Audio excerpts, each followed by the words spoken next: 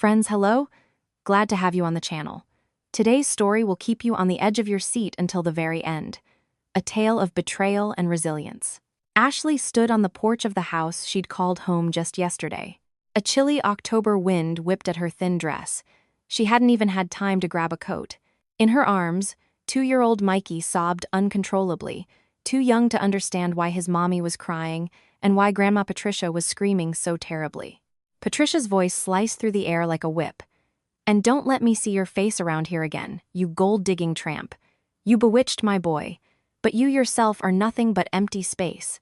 No home, no savings, not a penny to your name." Behind her mother-in-law stood Brandon. Her husband, her child's father, stood silent, eyes downcast, like a scolded schoolboy. In 3 years of marriage, Ashley had never learned to understand if he was truly so weak, or if it was just convenient for him to hide behind his mother's apron strings. "Brandon," she reached out her hand to him. "Say something. This is your son, your family."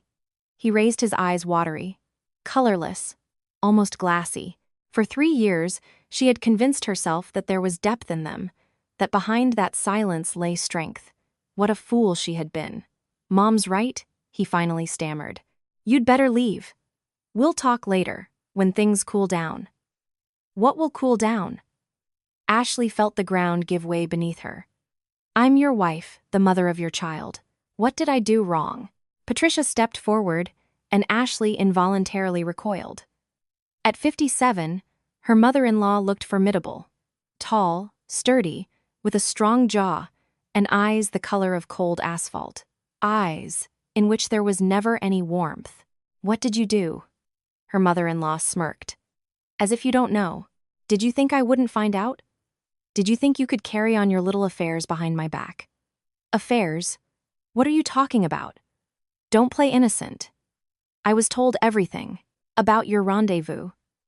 About your little side piece." Ashley's breath hitched. What rendezvous? What boyfriend?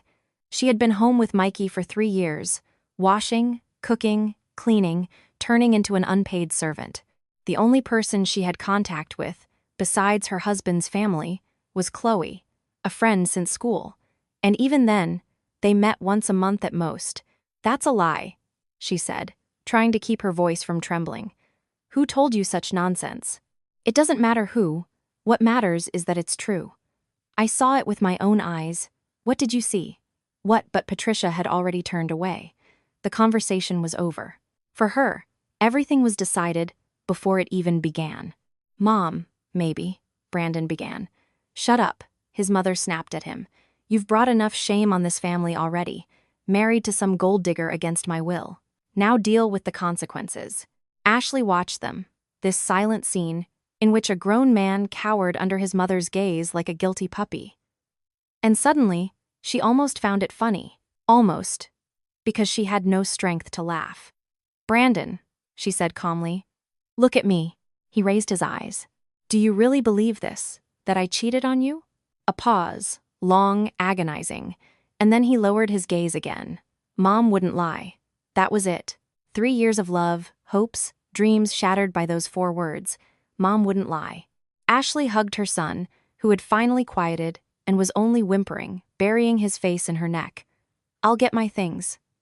And Mikey's things." Patricia turned with a mocking smile. "What things? Everything in this house was bought with our money. You own nothing here. You came here with nothing, and you'll leave with nothing. You can't. There are documents, Mikey's clothes. I can. This is my house. Now get out before I call the police."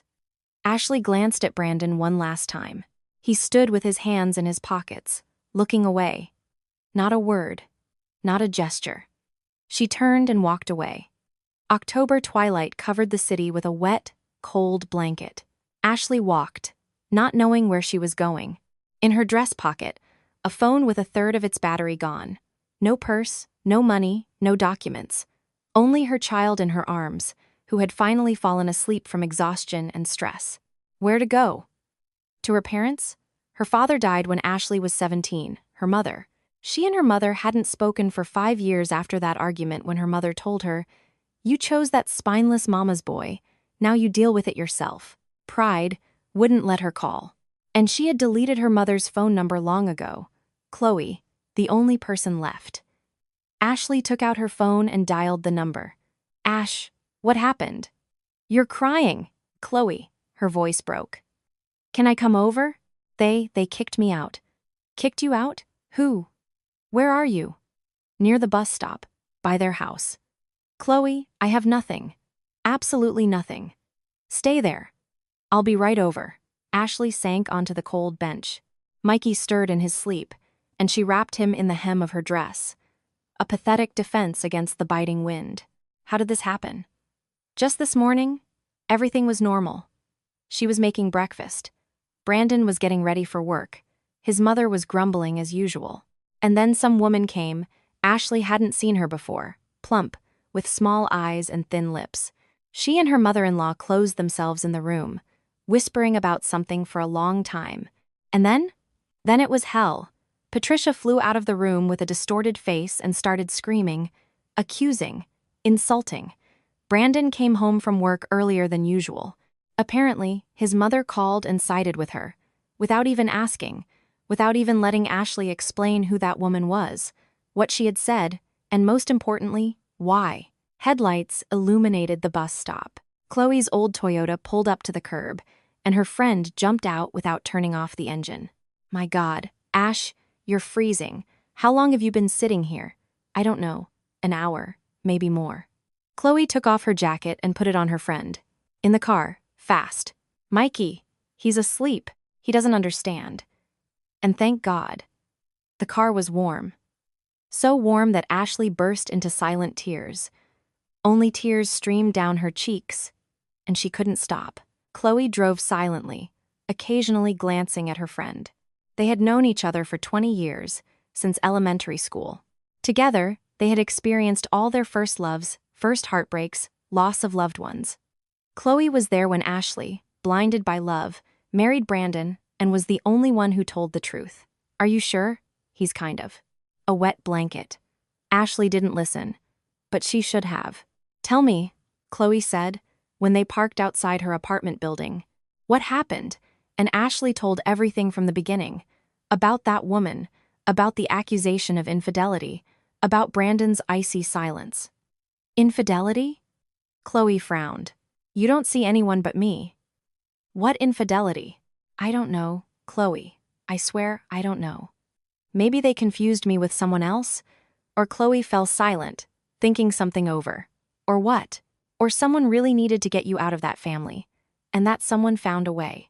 Ashley froze. You think? I don't think anything yet. But your mother-in-law is quite the viper. I told you that from day one. A viper? Yes, perhaps that word suited Patricia perfectly. That night, Ashley couldn't sleep. Mikey was breathing softly next to her on the couch that Chloe had set up for them in her tiny studio. And Ashley lay there, staring at the ceiling, replaying the events of the last 3 years in her head. How did she even end up in that family? They met at a mutual friend's birthday party. Brandon seemed quiet, reliable, grounded, not a looker, not rich, but with a good job and his own apartment. After a string of failed romances, Ashley wanted stability, and Brandon seemed like he could provide it. The first warning bell rang when he introduced her to his mother. Patricia measured Ashley with a glance, like a show horse at an auction, and dryly asked about her parents' occupations. My dad died. My mom's a nurse. A nurse? Her mother-in-law pursed her lips. I see. What exactly she saw? She didn't elaborate, but from that day, Ashley knew she would never be accepted here. Never. The wedding was modest, Patricia insisted. Why spend money? The bride doesn't have respectable family or a trust fund anyway. Ashley swallowed that too. She still believed then that love would overcome everything, that her mother-in-law would eventually warm up, that Brandon would learn to defend his family. 3 years of illusions. 3 years of humiliation. And this was the result. She was lying on a stranger's couch, without money, without documents, without a future. Towards morning, Ashley finally fell into a troubled sleep. She dreamed of her father, just as she remembered him on his last day. He sat in the kitchen of their old apartment, drinking coffee and smiling. Dad, she called. Dad, I feel so bad. I know, sweetheart. He reached out his hand to her. But you'll manage. You're stronger than you think. And remember, you have something you forgot. What? What do I have? But her father was already fading, dissolving into the morning light. Ash, Ash, wake up. She opened her eyes. Chloe stood over her, already dressed, with a cup of coffee in her hands. What time is it? 8. I have to rush to work. Here. She placed a few bills on the nightstand. It's not much, but it'll do for now. There's food in the fridge. Mikey has baby yogurts, cereal. Chloe, I can't. You can, and you will. Don't argue. We'll talk tonight, decide what to do next. When the door closed behind her friend, Ashley lay still for a long time. Mikey woke up, whimpered, and she mechanically got up, fed him, and changed him thankfully. Chloe had found some old baby clothes from her nephew. Then she sat her son down to watch cartoons and took out her phone. The battery showed 15%. I need to charge it, but first, she had to understand what happened. Ashley opened the contact list. Brandon. Her finger hovered over the call button. No, not now. She wasn't ready yet. Instead, she went to social media. Her mother-in-law's page was private, as always. Patricia was paranoid about her privacy. Brandon's page? Nothing new.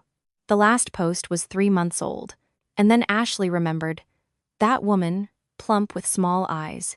She had seen her before. But where? Memory helpfully conjured up a picture, her mother-in-law's birthday, 6 months ago. Patricia had invited a small circle, a few friends her age, who spent the evening discussing ailments and gossiping about neighbors. Ashley had been serving in the kitchen, bringing out appetizers, and one of the women, yes, exactly that one, had looked at her strangely, evaluatively, as if calculating something. Brenda, she thought her name was Brenda, a friend of her mother-in-law's since youth. They had worked together at some company. Then Patricia got a promotion, and Brenda remained a rank-and-file worker. But they maintained their friendship. Ashley tried to find her in her mother-in-law's friends list, but the page was private. A dead end. She put down the phone and looked at her son. Mikey was engrossed in the adventures of cartoon characters, unaware that his life had fallen apart. He was only 2 years old. He didn't understand that his father had betrayed them both. You have something you forgot? The words from her dream surfaced in her memory. What was her father talking about? What had she forgotten? And suddenly, like a flash, Ashley remembered. The condo. Her father died when she was 17. A massive heart attack. The ambulance didn't make it in time. Her mother then seemed to turn to stone, withdrew into herself, and a few months later called Ashley for a talk. Your father left a will for you. What? Grandmother's condo. Remember, the one we lived in when you were little? It's yours now. Dad transferred it to his name after Grandma's death. And now, here are the documents. Hide them, and don't show anyone. Ashley was too crushed by grief then to delve into legal technicalities. She mechanically took the folder with documents, put it somewhere, and forgot. Adult life began, college, work, romances, and then Brandon appeared. By that time, almost 5 years had passed since her father's death. Ashley and her mother lived together, but their relationship became increasingly strained. Her mother didn't approve of her choices, neither boyfriends, nor friends, nor work. She criticized every step, and when Ashley brought Brandon home, there was an explosion. Are you completely blind? Her mother screamed. He's a spineless mama's boy. Look at him. He can't say a word against his mother. Do you want to live your whole life with someone like that? You don't know him. He's good, kind, reliable. He'll dump you at the first sign of trouble. Mark my words. Enough. Ashley slammed the door then, so hard that plaster fell from the ceiling. You're always unhappy with everything. Dad died. You didn't even cry. Are you even capable of loving anyone? It was cruel. Unfair. Her mother cried, but not in front of her daughter. Ashley knew this, but the words had already flown out, and it was impossible to take them back. Leave, her mother said softly. If I'm so bad, then leave. Choose your good-for-nothing, but when he betrays you, don't come back. I warned you. Ashley left, and didn't return for 5 years. The condo. That folder with documents. It remained with her mother, didn't it? Or no? Ashley racked her brain. She was in such a state then. She seemed to have taken the folder with her. Or first took it, and then left it with Chloe when she temporarily lived with her before the wedding. Exactly, Chloe. Ashley grabbed her phone and called her friend. After several rings, she answered in a whisper. Ash, I'm in a meeting. What happened? Chloe, remember I lived with you before the wedding? I left some documents. A brown folder? A pause. A folder? Let me think. Listen, I think so. You said it was important, and I should hide it. I put it on the top shelf, I think. Yes, exactly. There's an old box. I put all sorts of junk in there. Chloe, can you look tonight? Of course. What's in it? If it's what I think it is, Chloe, it's my salvation. That evening, Chloe returned from work, tired, but her first priority was to get on the top shelf. Ashley stood below, holding the step stool, trying not to breathe from excitement. Okay, here's the box. Christmas ornaments, old photos. Oh, here's the brown folder. Yes, that's it. Chloe climbed down and handed the dusty folder to her friend. Ashley opened it with trembling hands. Documents. A deed of ownership. In her name. A 500 square foot condo in a building whose address seemed vaguely familiar. Chloe. Ashley raised her eyes to her friend, full of tears. I have my own condo, do you understand? Wait, what condo? Where did it come from? From Grandma. Dad left it as an inheritance. I forgot. Completely forgot. Chloe sat down next to her. Took the documents. Okay, let's figure this out. You have the deed. That's good. But this address. Listen, this is a new neighborhood. They've built upscale homes there now. Maybe something has changed? What could have changed? It's my condo. Ash, you haven't paid for it for almost 10 years. HOA fees, property taxes, there might be a huge debt, or even listen, we need to check. Tomorrow we'll go and see what's what. Ashley nodded. For the first time in these terrible days, something resembling hope stirred inside her. But she didn't yet know what surprise awaited her, and that this condo would change everything, not only her life, but also the lives of those who had so cruelly betrayed her. The next morning, they went to the address from the documents. Chloe took the day off work. They had to take Mikey with them. There was no one to leave him with. Ashley looked out the bus window and didn't recognize the city. The area she remembered as gray and dilapidated had transformed beyond recognition. Instead of crumbling walk-ups, modern residential complexes. Instead of broken roads, wide avenues with bike paths. Instead of shabby little stores, sparkling shopping centers. Wow, Chloe whistled. This used to be an industrial zone, and now it's an upscale neighborhood. I remember. Ashley hugged Mikey. Grandma and I used to walk right there, where the park is now. It was a vacant lot with old warehouses back then. And your condo is here. They got off at the right stop and followed the GPS. With each step, Ashley's heart beat faster. What awaited her? Ruins, strangers, or the GPS led them to a tall red brick building. Not new, it was about 40 years old, but renovated with new windows, a well-kept yard, and underground parking. This is it, Chloe said, checking the documents. Building 12, Unit 41. Ashley froze. She remembered this building. She remembered her grandmother leading her by the hand through this yard, how they took the elevator up, how the hallway used to smell of a mix of cooking and pets.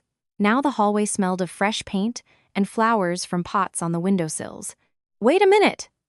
The concierge called out, an elderly man in a uniform jacket. Who are you visiting? We. Ashley hesitated. I'm the owner of Unit 41. The concierge frowned, flipping through a ledger. Unit 41. It's been vacant for many years. Are you sure? Here are the documents. Ashley handed him the folder. The man studied the papers for a long time, then looked up at her in surprise. Well, we thought the owners had died long ago, or moved away. No one has shown up there for probably 10 years. May I go up? Of course, but he hesitated. It probably needs renovation. We maintain the common areas, but inside the unit, they went up to the 4th floor. Ashley took out old keys with a round tag, on which 41 was written in faded ink. Her hands trembled so much that she couldn't get the key into the lock. Chloe gently pushed her aside and opened the door. The condo greeted them with the smell of dust and old things, but no dampness or mold, dry, stale air, like in a museum. Ashley stepped inside and froze. Everything remained as it was when her grandmother lived there. The old china cabinet with crystal glasses, the tapestry on the wall, the very one with deer, photos in frames on the dresser. Even her grandmother's slippers stood by the door, as if the owner had just stepped out for a moment and would return any second. "Mommy." Mikey tugged at her hand. "It's dusty here." "Yes, sweetie, no one has lived here for a long time." Chloe walked around the condo, looking into every corner. "Listen, it's pretty well preserved. Windows are intact, heating works. I touched them. They're warm. The tile in the bathroom is old, of course, but not cracked. A cosmetic renovation, and you could live here." "Chloe, what about the debts? You mentioned HOA fees. We need to go to the property management office. But you know what's strange? The concierge said that the building is well maintained. That means someone is paying for the common area maintenance. Maybe the debt isn't as big as I thought." Ashley walked to the window and pulled back the dusty curtain. Light poured into the room, illuminating dancing dust motes. Below lay a well-maintained yard with a playground and a fountain. "My God," she whispered. This is a fortune. A condo in such a neighborhood." "Exactly." Chloe stood next to her. "Ash, do you realize what happened? You were kicked out penniless, and you own property in an upscale neighborhood. This is like a fairy tale." But Ashley didn't feel like a fairy tale heroine. She felt as if her father, from another world, had reached out a helping hand, as if he knew that this day would come. At the property management office, they were greeted by a tired woman in her 50s with a nameplate, Senior Specialist Nancy F. Kravchenko. Unit 41. She clattered on the keyboard. "Let's see. Well, that's interesting." "What's interesting?" Ashley grew wary. "The balance for utilities and HOA fees is 0. "Zero? How 0? "Just like that. Payments come in regularly. The last one was last month." Ashley and Chloe exchanged glances. "But that can't be," Ashley said. "I didn't pay. I completely forgot about this condo." The woman shrugged. "Maybe a relative. Payments come from the same account." For she squinted at the screen almost 10 years, with minor interruptions in the first year, then regularly. Her mother. It could only be her mother. The very mother with whom Ashley hadn't spoken for 5 years, whom she had accused of being heartless, whom she had abandoned for a mama's boy. All these years, her mother had quietly paid for her daughter's condo, preserved her inheritance, never a word of reminder, never a reproach, just paid. Ashley's eyes welled up. "Chloe," she said hoarsely, "I need to find my mom." That evening, after putting Mikey to sleep, Ashley sat in Chloe's kitchen and stared at her phone. She had deleted her mother's number long ago, but she remembered it by heart. Some things you don't forget, no matter how hard you try. Her fingers dialed the numbers. Ring. Another. A third. "Hello?" Her mother's voice, older, tired, but so familiar that Ashley's throat tightened. "Mom, it's me, Ashley." Silence, long, heavy. "I know who this is," her mother finally said. "What do you want?" "Mom, I found Grandma's condo, and I found out that you've been paying for it all this time." Silence again. "And? Why? Why did you do that? After everything I said to you?" "Because it's yours." Her mother's voice was even, almost indifferent. "Your father wanted you to have your own place. I was just carrying out his wishes." "Mom, I need your help. They kicked me out of Brandon's house. Without my things, without money. Just me and Mikey." A pause. "Mikey? Who's Mikey?" "Your grandson." "Mom, he's 2 years old." And then something in the receiver changed. As if ice cracked, quietly, almost imperceptibly. "Grandson?" "Yes, a boy. Mikey." Ashley heard her mother breathing heavily, as if trying to cope with something. "I'll be there tomorrow," her mother finally said. "Tell me the address." Her mother arrived the next day, exactly at 10 a.m. Ashley saw her from the window, older, grayer, but still just as straight and stern. Susan never stooped, even when burying her husband. "Mom," Ashley opened the door, not knowing whether to hug her or just let her in. Her mother decided for her, stepped over the threshold, surveyed Chloe's tiny apartment, and stopped her gaze on Mikey, who was peeking out from behind his mom's leg. "Is that him?" Her voice trembled, though her face remained impassive. "Yes, Mikey. Say hello to Grandma." "Hello." Mikey pressed closer to Ashley. Susan slowly crouched down. The movement was difficult for her. Her knees weren't what they used to be. "Hello, Mikey. I'm your Grandma Susan." The boy looked at her warily, but no longer with fear. Then he suddenly reached out and touched a gray strand. "White hair," he said seriously, "like a bunny." And then Susan smiled. For the first time in many years, Ashley saw her mother smile genuinely, not pursing her lips, not holding back. "Yes, sweetie, like a bunny." They sat in the kitchen while Mikey played in the room with Chloe. Between them stood cups of cooling tea and a chasm of 5 years of silence. "Tell me," her mother said. Everything from the beginning, and Ashley told about the wedding, about life in her mother-in-law's house, about the endless humiliations, about that woman Brenda, about the accusation of infidelity, about Brandon's silence. Her mother listened, not interrupting, only her fingers gripping the teacup handle tighter and tighter. "I warned you," she finally said. "I know, but you didn't listen." "I know, Mom, you were right. About everything." Susan looked at her daughter with a long gaze. "I'm not saying this to rub it in," just she sighed. "I've seen men like that. My father, your grandfather, was the same. A weakling who hid behind his mother's apron, strings his whole life. Your great-grandmother, though a good woman, spoiled her son rotten. That's why I wanted to protect you from the same fate. Why didn't you tell me that before? About Grandpa? Would you have listened? You were 22 years old. You were head over heels in love.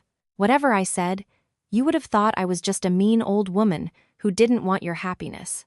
Ashley remained silent. Her mother was right. Then she wouldn't have heard anything. "Mom," she said after a pause, "thank you for the condo, for paying for it all this time." Susan waved her hand. "Don't thank me," your father asked, "before he died in the hospital."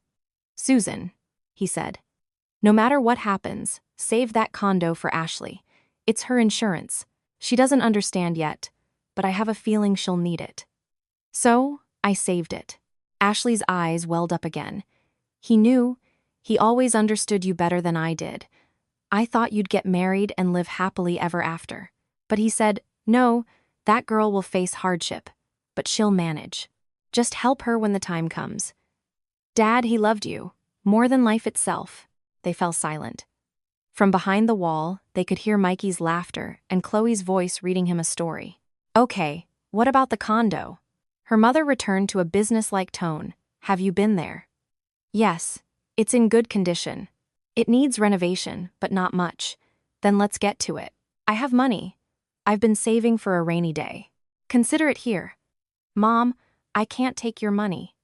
"You can and you will. This isn't charity. It's an investment in you and my grandson." The next 3 weeks blurred into one continuous flow of work. Susan moved in with Chloe. 4 people in a tiny studio was cramped, but no one complained. During the day, she and Ashley worked in the condo, stripping old wallpaper, painting ceilings, painting walls. Mikey stayed with Chloe, who worked remotely and could look after him. Ashley didn't know her mother could work like that. Susan wielded a roller and a spatula like a professional and told stories from the past. "When your father and I got married, we were given a room in a dorm. 80 square feet for 2. The bathroom was down the hall. Shower once a week in the communal showers. And yet, we lived, we were happy. And then he earned his PhD, got a good position. Your grandmother got sick then, couldn't walk anymore. We took her in and moved into her condo ourselves. That's where you were born, where you grew up with Grandma, in the next room. I remember that building. I remember Grandma. She adored you. She bought you toys, read you books. She said, 'This girl is special. She'll go far.' You lived together for 7 years until she passed. Ashley smiled bitterly. Went far? To rock bottom. No, her mother put down the roller and looked at her daughter. Rock bottom is when you give up. And you didn't give up. You're crawling out, and I'll help you. By mid-November, the condo was transformed. Light walls, new curtains, furniture partly from her inherited childhood, partly bought at sales. Chloe gave her an old sofa she had long wanted to throw out. Her mother brought dishes and bedding. Moving day was sunny. A rarity for late autumn. Ashley stood in the middle of her condo, her own, and couldn't believe it was all real. Mom, look! Mikey ran from room to room. There's lots of space here, and the windows are big. Yes, sweetie, this is our new home. Will Daddy come?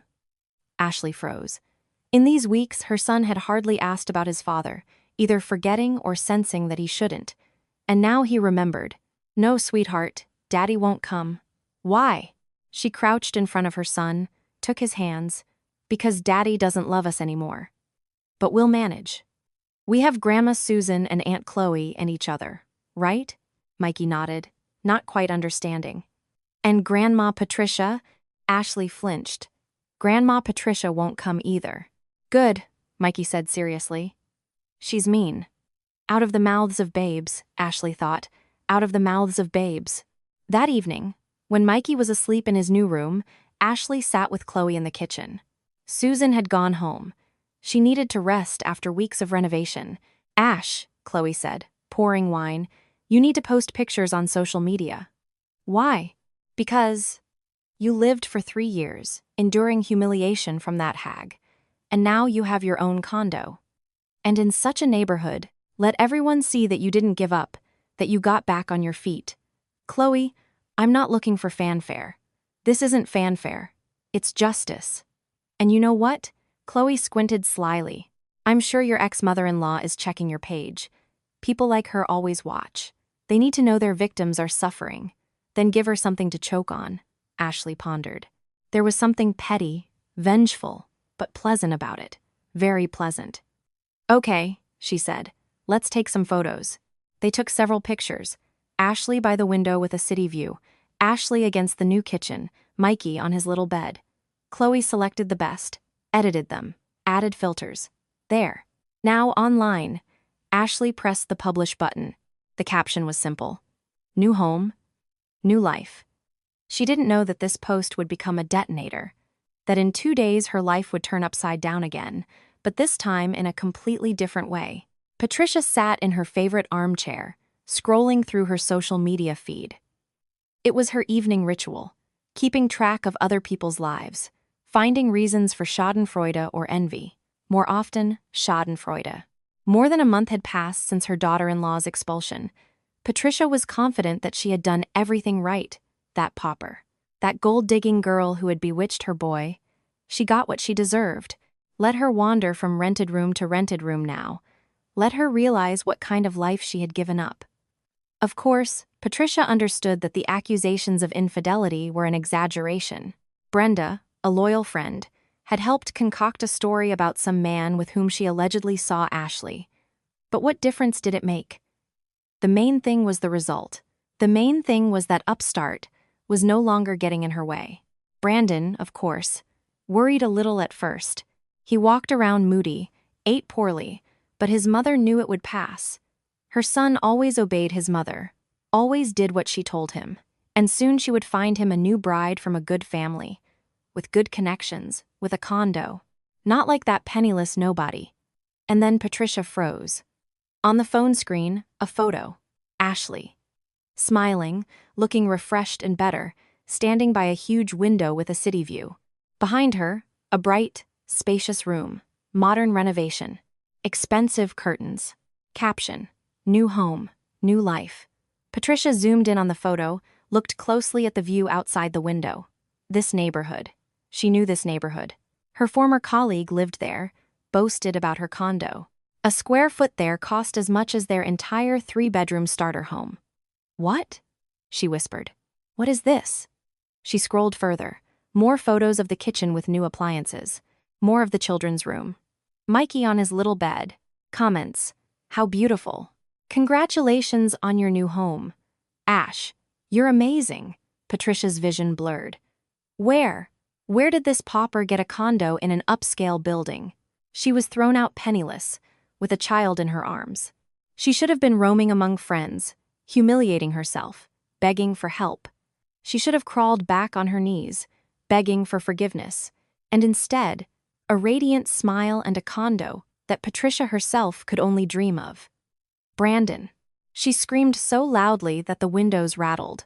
Brandon, get in here. Immediately.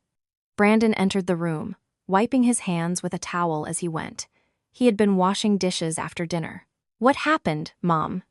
Look. She shoved the phone under his nose. Look what your ex is doing. Brandon took the phone, looked at the photo. His face changed, first surprise, then bewilderment, then something resembling pain. Is that Ashley? No, the Queen of England. Of course it's Ashley. Where did she get a condo? Did you know? No, Mom, I didn't know. She never said. There. Patricia triumphantly poked her finger at the screen. There's your proof. I told you. She was deceiving us, pretending to be a poor orphan. But she owned property. Surely a lover gave it to her, the one Brenda told me about. Brandon was silent, looking at the photograph, at Ashley's smiling face, at his son, whom he hadn't seen in over a month. You must go there, his mother said. Figure out where all this came from. Mom, maybe not? Yes, Patricia cut him off. If this condo was bought during the marriage, half of it is yours. By law, are you going to let her rip you off? Brandon winced. He didn't want to go anywhere. He didn't want to see Ashley, explain himself, look her in the eyes. But his mother looked at him demandingly, and he, as always, gave in. Okay, I'll go tomorrow. Today. Now. Mom, it's late. It's not too late. Get dressed and go. And find out everything. Where the condo came from, in whose name it's registered, when it was bought. Everything. Brandon sighed heavily and went to get dressed. He found the address easily. Someone had asked under one of the photos, and Chloe had replied, Luxury Lofts, Building 12. The internet helped with the rest. Approaching the building, Brandon felt something tighten inside him. It wasn't just a nice building. It was a very nice building. Well-maintained grounds, underground parking, a concierge in the lobby. He couldn't afford something like this, even with an engineer's salary and his mother's help. The concierge looked at him suspiciously. Who are you visiting? Unit 41. Ashley.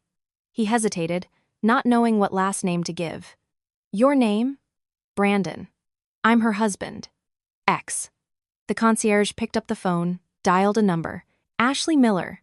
You have a visitor, he said. Says he's your ex-husband. Let him in? A pause. Brandon held his breath. Okay, go ahead. 4th floor. The elevator ascended slowly. Or did it just seem that way to him? His heart pounded in his throat. What would he say to her? Why had he even come? To obey his mother's command? To claim a condo whose existence he hadn't known about? Or to see her? Over the past month, Brandon had often thought about Ashley. He remembered how she laughed, how she cooked his favorite pancakes, how she fussed with Mikey. He remembered her eyes, warm, brown, always looking at him with love, even when he didn't deserve it. And he stood and said nothing, while his mother threw her out. Didn't say a word in defense, didn't run after her, didn't call. A coward. He was a coward, and he knew it. The elevator doors opened. The hallway was clean, bright, with pictures on the walls. Unit 41. He walked up and pressed the doorbell. Footsteps behind the door. The lock clicked. The door opened. Ashley stood on the threshold, and Brandon's legs gave out. She had changed. Not outwardly, although she looked better, refreshed, as if the mark of constant fatigue had been wiped from her face. Something else had changed. Her gaze, her posture. She stood straight, confidently, looking him in the eyes, without fear and without pleading. But the main thing wasn't that. Behind her stood a man, tall, broad-shouldered, with streaks of gray in his dark hair. He looked at Brandon calmly, with a slight smirk. Good evening, the man said. You must be that Brandon. Brandon opened his mouth and couldn't utter a word.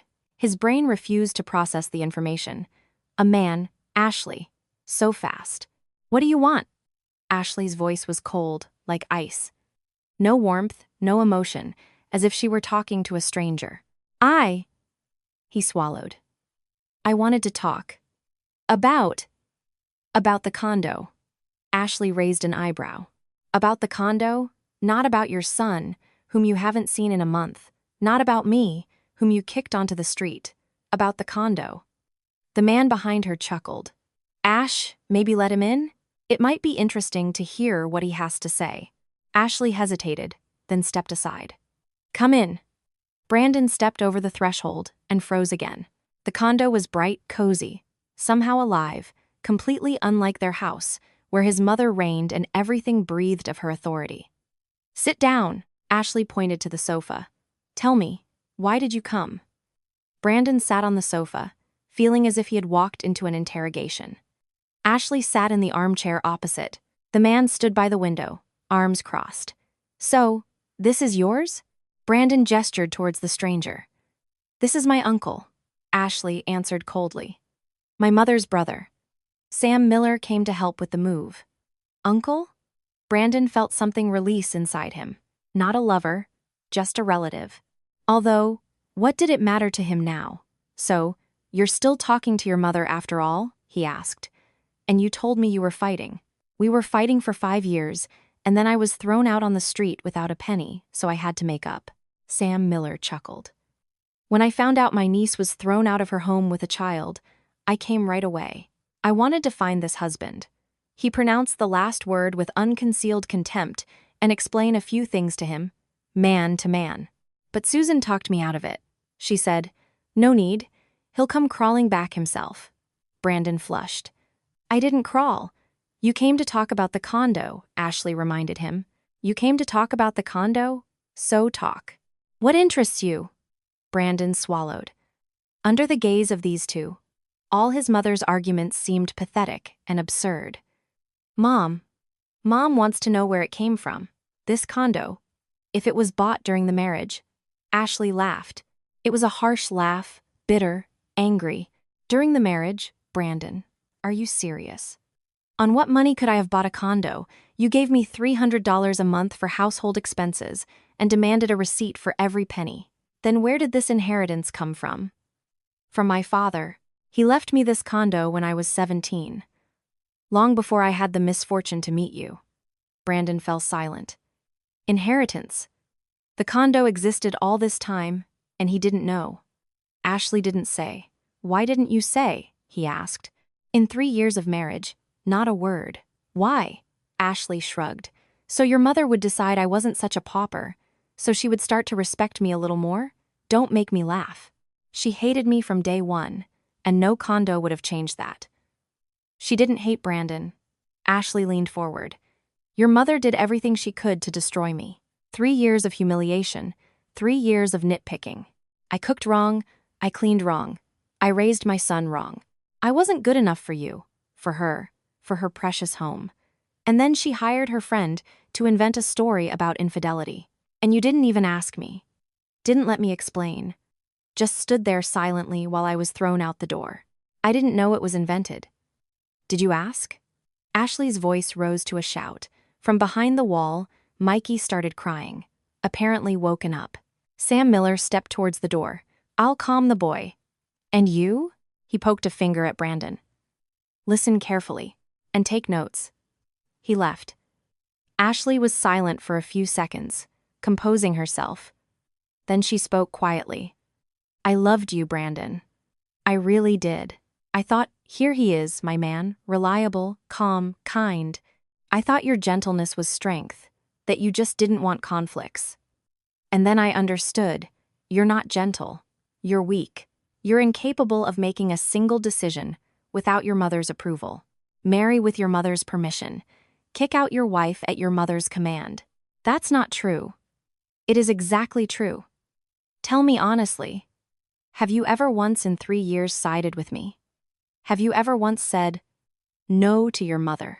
Brandon opened his mouth and closed it because he couldn't remember a single such instance. See? Ashley leaned back in the armchair. You know the truth yourself. You're just afraid to admit it." They were silent. Outside the window, the city lights came on, and the condo filled with the soft light of street lamps. "What do you want?" Ashley finally asked. "What do you really want?" "I don't know." Brandon rubbed his face with his hands. "Mom said to come. To sort things out." "Mom said." Ashley repeated with a bitter smirk.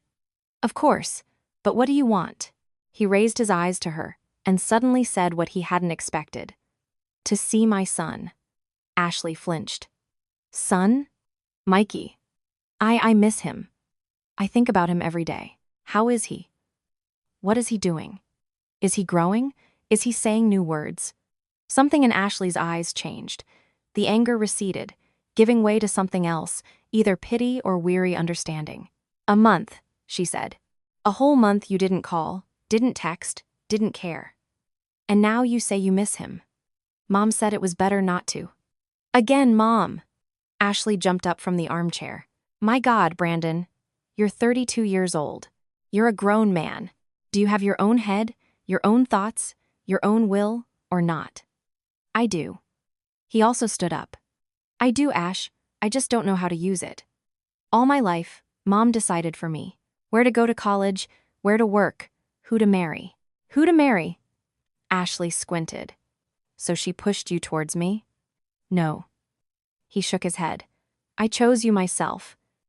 The only time in my life I did something against her will. And she never forgave me for it. Nor you." Ashley froze.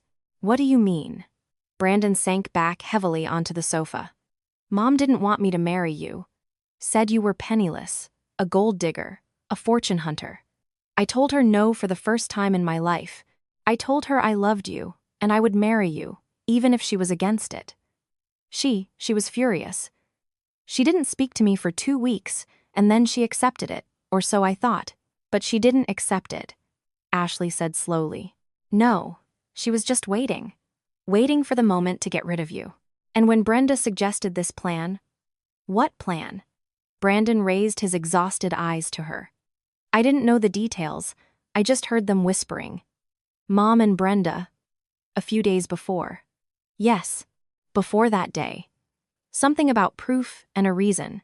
I didn't pay attention. Didn't want to think. Ashley felt a new wave of anger welling up. "You heard them plotting against me, and you didn't want to think. I didn't know it was serious. I thought they were just gossiping. And when your mother started yelling that I was cheating, you also thought it was just gossip." Brandon was silent because there was nothing to say. Uncle Sam returned to the room with Mikey in his arms. The boy rubbed his eyes with his fists and looked around sleepily. "Mommy," he said, seeing Ashley, Uncle Sam. And then he noticed Brandon. His eyes widened. "Daddy."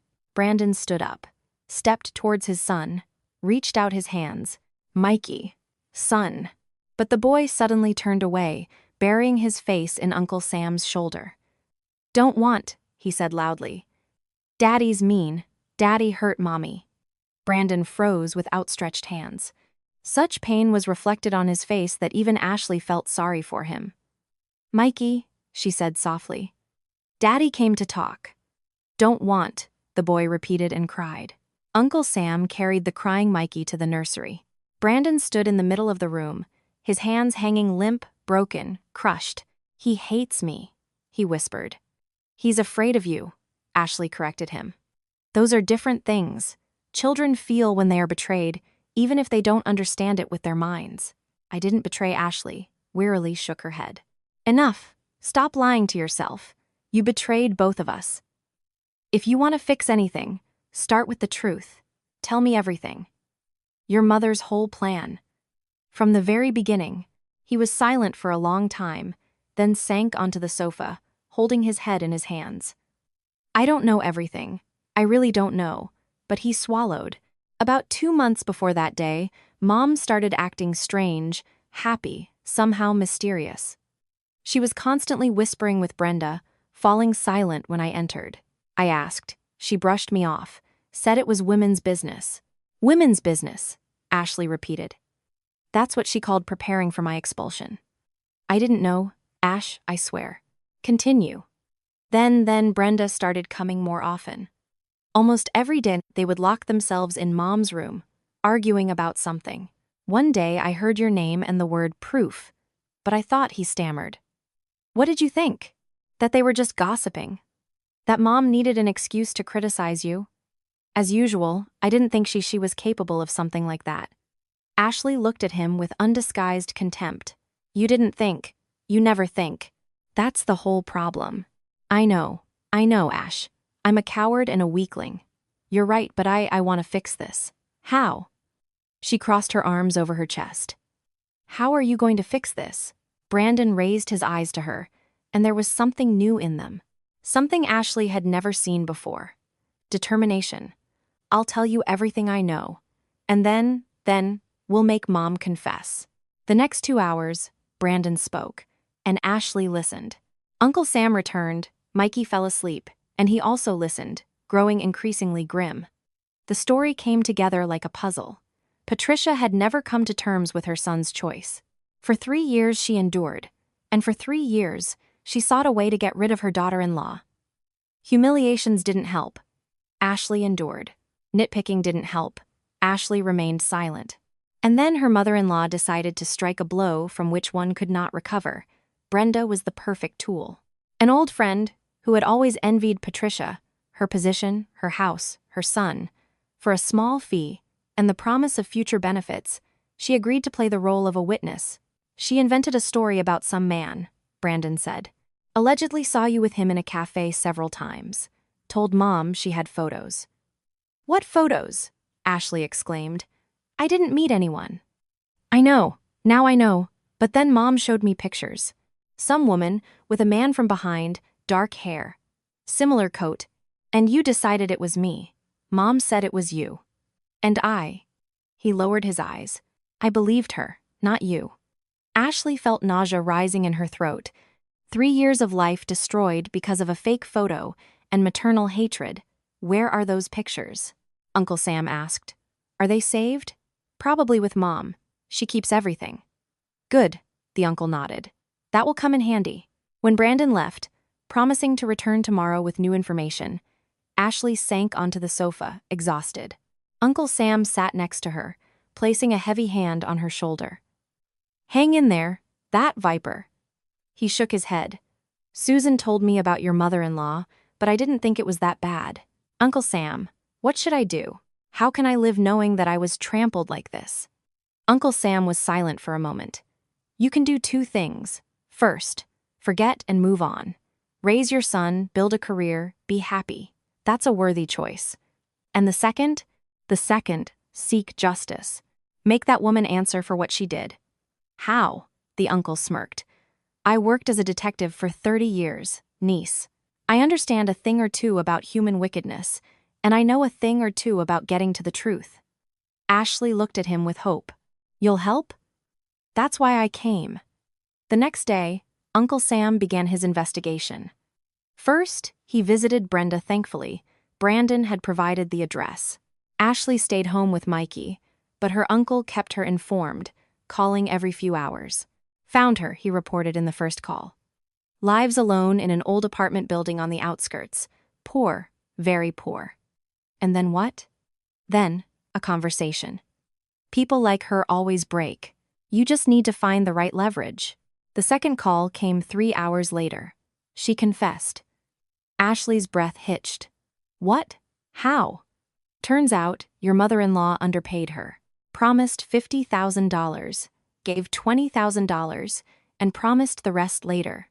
And then the later never came. Brenda is offended, angry, ready to talk. What did she say? Everything. That Patricia came up with the plan. That the photos were staged. Brenda hired some woman with a similar appearance and photographed her with a man. That there was no infidelity whatsoever. Ashley closed her eyes. There it is, the proof. And something else. The uncle's voice became more serious. This isn't the first time. What do you mean?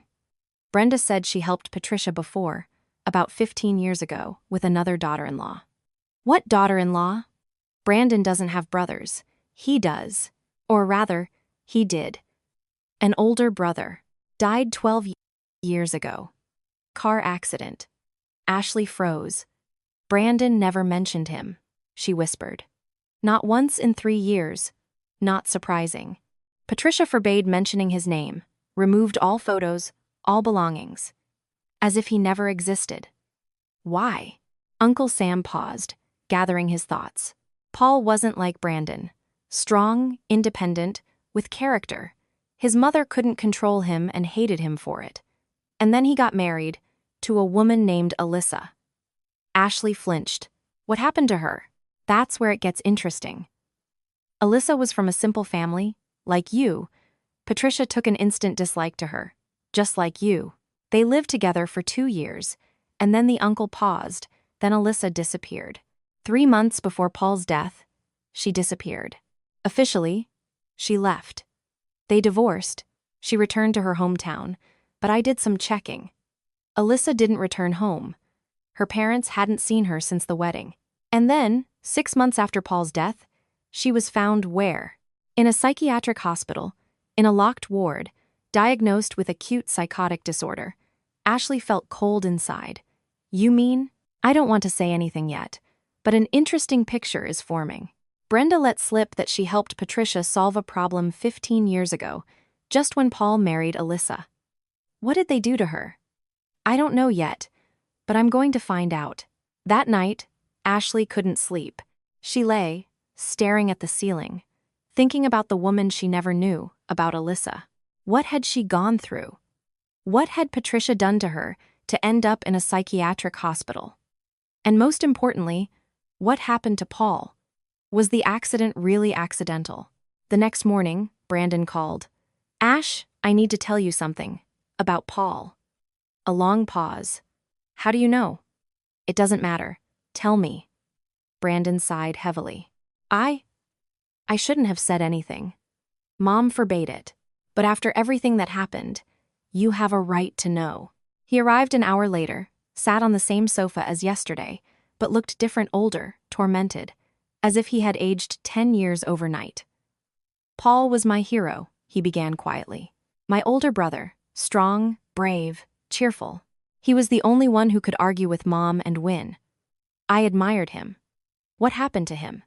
He married Allie Alyssa. She was Brandon smiled a sad smile. She was like you, just as warm, alive, real. Mom hated her from the first sight, just like me. Yes, but Paul wasn't like me. He defended Allie, fought for her. Once he even told Mom that if she didn't stop, they would leave and never come back. And what did Patricia do? Brandon fell silent. His hands trembled.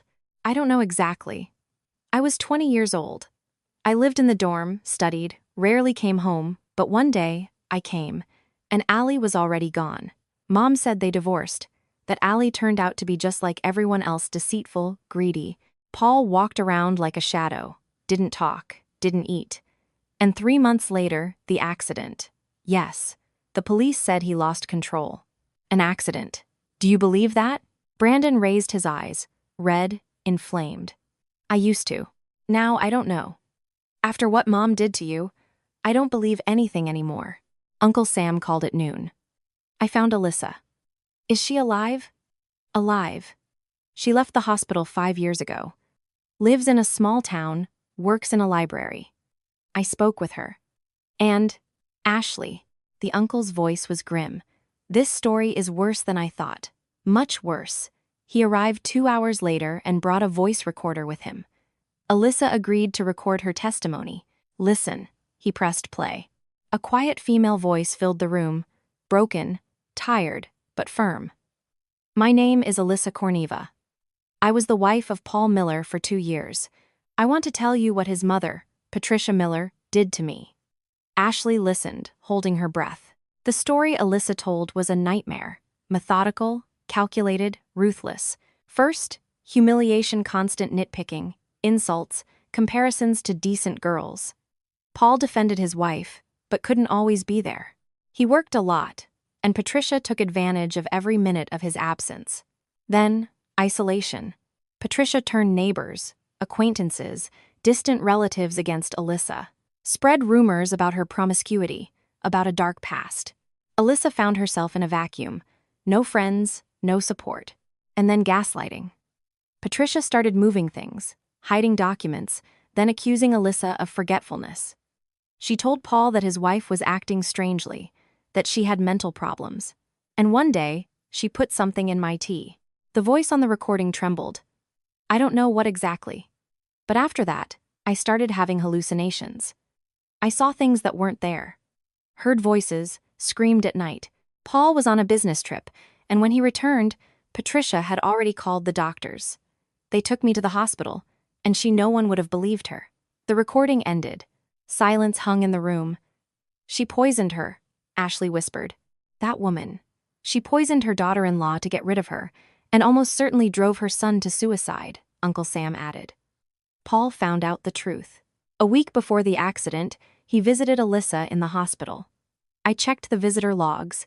She told him everything, and he crashed into a tree on an empty road. In clear weather, at 90 miles per hour, no brake marks. Ashley covered her face with her hands. It was too much, too terrifying, too monstrous. What do we do now? She asked hoarsely. Go to the police? No proof. Uncle Sam shook his head. 12 years have passed. Alyssa doesn't remember what exactly she was given. No analyses were saved. It's her word against Patricia's. Then what? The uncle looked at her with a long gaze. There's another way, to make her confess. With witnesses. She'll never confess. She will, if you pressure her correctly. People like her, they always make mistakes. They need to brag. They need someone to know how smart and cunning they are. And that's their weakness. The plan was simple and insane at the same time. Brandon was supposed to invite his mother to a family dinner at Ashley's condo, under the pretext of reconciliation. Under the pretext that she had been right, Ashley turned out to be a rich heiress, and now Brandon wanted to return. She'll fall for it, Uncle Sam said confidently. People like her always believe in their own infallibility. It won't even occur to her that it's a trap. Brandon hesitated. I'm not sure I can. You can. Ashley looked at him without pity. You've been doing what she told you for 32 years. Now you'll do what's right. He nodded. Something in his eyes changed. As if deep inside, something alive had finally awakened. Patricia arrived on Sunday evening, dressed up, perfumed, with a predatory smile on her thin lips. Well, she said, looking around the condo. Not bad. For a penniless girl, very not bad. Ashley gritted her teeth, but remained silent. The main thing now was not to lose control. Come in, Patricia. Dinner is ready. The table was set in the living room. Susan sat in the corner, supposedly watching over the sleeping Mikey. In reality, observing what was happening. Uncle Sam hid in the next room with a phone, ready to record every word. And one more guest whom Patricia did not expect to see. Alyssa. Her mother-in-law paled when she saw the thin woman with gray streaks in her dark hair. What are you doing here? Alyssa stood up. 12 years in a psychiatric hospital and 5 years of recovery had left their mark on her, but her eyes were clear and her voice firm. Hello, Patricia. Long time no see. Her mother-in-law shot a glance at Brandon. What does this mean? You lured me here? Sit down, Mom. Brandon's voice was unusually harsh. We need to talk. About Paul, about Allie, about everything. I'm not going to sit down. He raised his voice, and Patricia froze. For the first time in her life, her son spoke to her in such a tone. Sit down and listen. She sat down mechanically, out of inertia, and immediately composed herself. I don't understand what you're talking about. Alyssa went crazy. Everyone knows that. And Paul died in an accident. A tragedy. But what does that have to do with me? Because, Ashley said, you put something in her tea, something that caused her hallucinations. Patricia laughed a sharp, unpleasant laugh. Nonsense, the ramblings of a madwoman. She has a diagnosis, or have you forgotten? A diagnosis you provided for her, Alyssa said calmly, almost serenely. I remember, Patricia. I remember that evening. The tea with the sedative you brought me. Drink, dear. It'll calm you down. And an hour later, I didn't know where I was or who I was. Lies, right? Uncle Sam came out of the next room, holding a tablet. I checked. In those years, you worked at a pharmaceutical company, Patricia. You had access to various interesting substances. Her mother-in-law paled even more. That proves nothing. Maybe not. But do you know what does? He played the recording. Brenda's voice filled the room. She asked me to get something from the lab. I didn't know why. I thought it was for herself, for insomnia, and then Alyssa was taken to the hospital, and I understood. Turn it off, Patricia shrieked. Turn it off immediately. Why? Uncle Sam smiled a cold smile. We've only just begun. The next hour was like a trial. Testimonies, recordings, documents, everything Uncle Sam had collected in those days. Patricia first denied everything, then screamed, then threatened, and then she broke. Yes, she spat. Yes, I did it. And what? That trash wanted to take my son, take him away somewhere. I couldn't allow that. She was his wife, Brandon said quietly. She loved him. Loved him? Patricia laughed maniacally. No one can love my sons the way I love them. No one. I gave birth to them. I raised them. I gave them my whole life. And these strays, they come and take what's mine. We're people, Ashley said. Not things. And your sons are people too. They had a right to their own lives, to their own choices. A right? Her mother-in-law jumped up. What right? They're mine, do you understand? Mine. Ivan died and left me with 2 boys. I swore I wouldn't give them to anyone. Brandon flinched at the mention of his father. Dad died. You never told me exactly how. Patricia stopped short. Something flickered in her eyes, fear, guilt, and then disappeared. Heart attack. You know that. I know what you told me, but now I'm not sure it's true.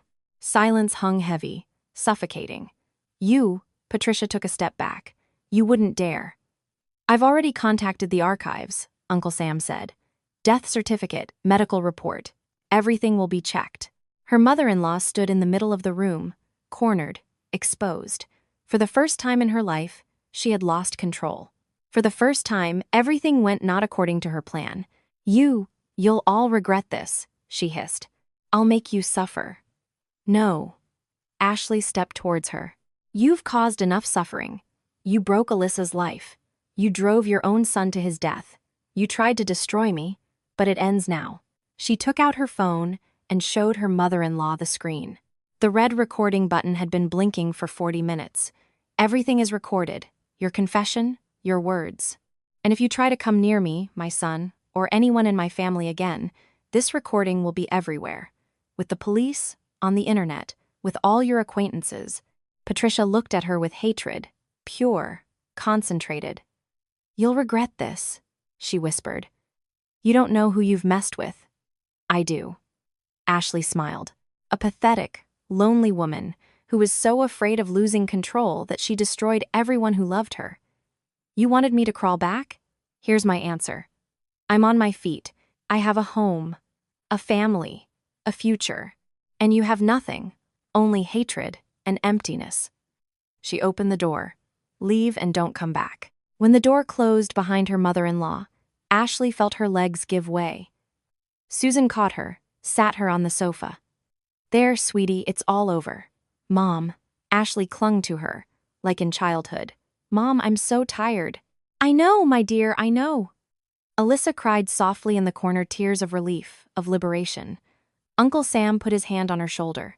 Brandon stood by the window, watching his mother's retreating figure. Then he turned to Ashley. What do I do now?